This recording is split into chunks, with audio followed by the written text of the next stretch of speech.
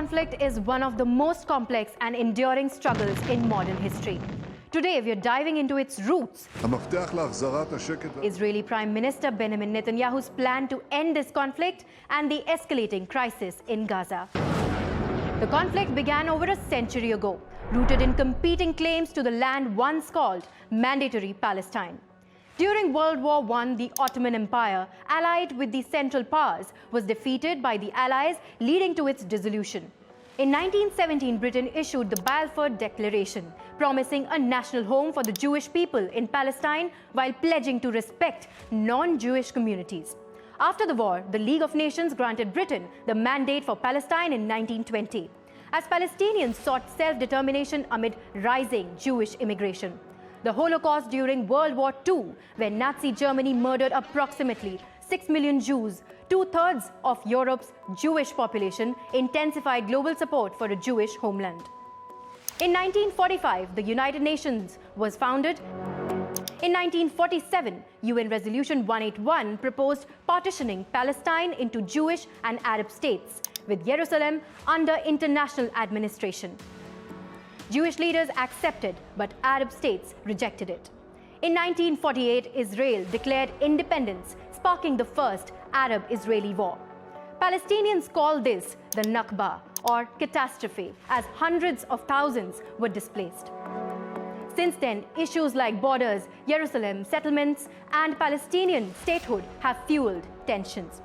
Israel occupied the West Bank and Gaza in 1967, and while it withdrew from Gaza in 2005, it maintains tight control over its borders and airspace. The conflict in Gaza, which was triggered by Hamas's October 2023 attack on Israel, has killed over 62,000 Palestinians and 1,219 Israelis per official figures. Hamas took 251 hostages, with around 50 still held. Many believed dead or in critical condition. Gaza faces a dire humanitarian crisis. Famine, displacement, and restricted aid have left millions in despair.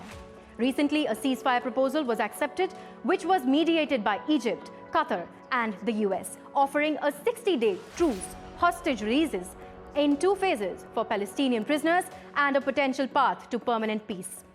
Earlier this month, Israel's Security Cabinet approved plans to occupy Gaza City, prompting global condemnation. Residents describe relentless explosions, advancing tanks, and civilians fleeing, with recent strikes killing aid seekers and journalists. Prime Minister Netanyahu's 5-point agenda to end the conflict includes disarming Hamas, returning all hostages, demilitarizing Gaza, ensuring Israeli security control, and establishing a non-Hamas, non-Palestinian Authority civilian administration.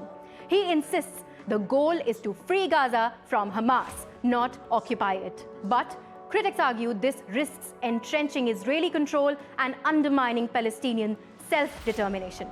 Netanyahu's plan faces fierce opposition in Israel. Hostage families and former pilots protest, fearing it endangers captives and escalates civilian deaths.